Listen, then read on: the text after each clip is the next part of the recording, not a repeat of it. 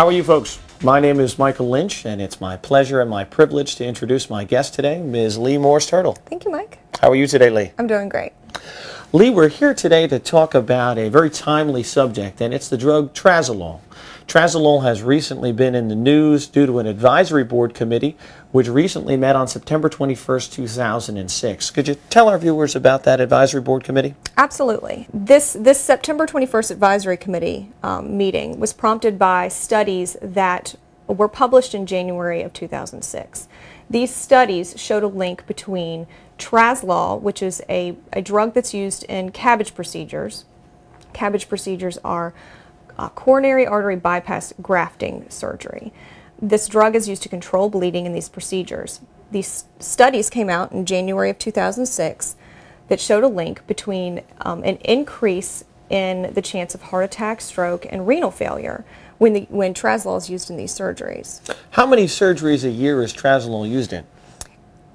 1.5 million cardiac surgeries are performed a year, and the estimate is at least 1 million of those Trasylol is used in. And am I also correct that my understanding is that Trasylol isn't the only drug on the market that can be used for this type of surgery, and it's, from my understanding, it's also used to control bleeding and the need for blood transfusions during that procedure? This is true. You're correct on all points. Now, are there some reasonable alternatives to Trasylol? There are two alternatives to Trasylol, both of which have been proven to be safer and are much less expensive. One dose of Trasylol is $1,400. Now, let me give the viewers some background as to what an advisory board committee is with the FDA. It's an issue close to my heart. Anyone who has watched this show knows that I often talk about the need to revamp the FDA, to give some teeth to the FDA, as I like to describe. These advisory board committees are made up by independent consultants, physicians, epidemiologists. However, upwards of at least 30% of these individuals have financial conflicts of interest, in so much that they are either consultants to the pharmaceutical industry, or are outright paid by the pharmaceutical industry to run testing, or own the stock in the pharmaceutical company in which they are reviewing. Unfortunately, what we have here is a system where it appears the very people that are going to review the safety of Trasylol may have conflicts of interest by either owning the stock or working for what, in this circumstances, I believe is the Bayer Corporation.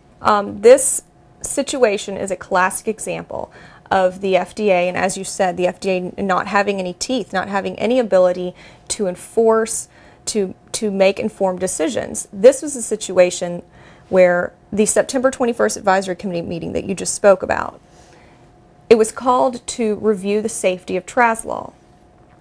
After the meeting, at the conclusion of the meeting, the vote was 18-0 that the Trasylol label would not be changed, that it was perfectly fine as is.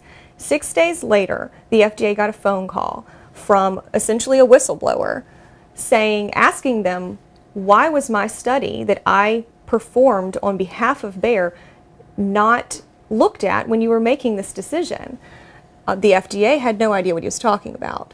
Bayer backed a study, conducted a study. They knew that the results were in and conclusive, and that the results pointed to the fact that Trasylol was causing renal failure, increased risk of heart attack, and increased risk of stroke, and they failed to disclose it to the FDA.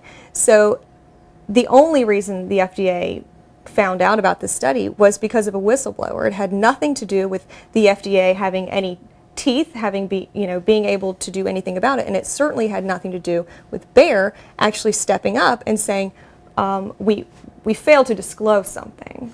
Now, Lee, I'm so happy you came on this morning. The reason being is that many times when I do get on my pedestal and talk about the FDA, many folks ask me for specific examples. Here is a timely, specific example. What we have here, from what you told me, is a circumstance where the Bayer Corporation did not disclose a study which they had performed.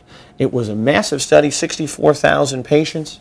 It was only brought to the attention to the FDA by a whistleblower, by an outside consultant who, from what I understand, was bothered by the fact that his study was not disclosed to the FDA? Yes, that's the reason why he called the FDA. Well, this is a clear circumstance, and it's a prime example of the inherent flaws within our FDA system.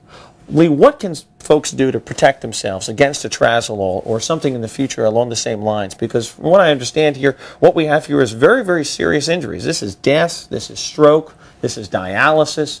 These are life-threatening conditions, and it's what we have here is a study that wasn't disclosed to the FDA, which is supposed to be the watchdog organization. Unfortunately, there's only so much that we as individuals can do because, like we said, the FDA itself didn't know about this information. When pharmaceutical companies are hiding information or failing to disclose information from the FDA, it's a scary situation.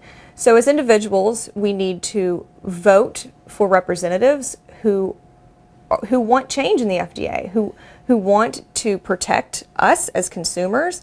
This is not little stuff we're talking about. This is our health. This is our welfare.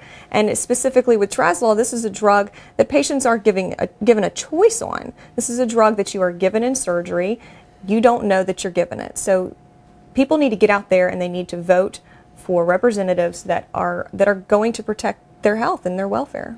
Well, Lee, to sum up, I hope the viewers take your advice. Be your own advocate for public safety. Be your own advocate for changes in the FDA. Use the power of your vote. Talk to your congressman. Talk to your candidates. Find out which individuals stand for meaningful change within the FDA and vote accordingly. Lee, thanks for showing up today. Thank you, Mike.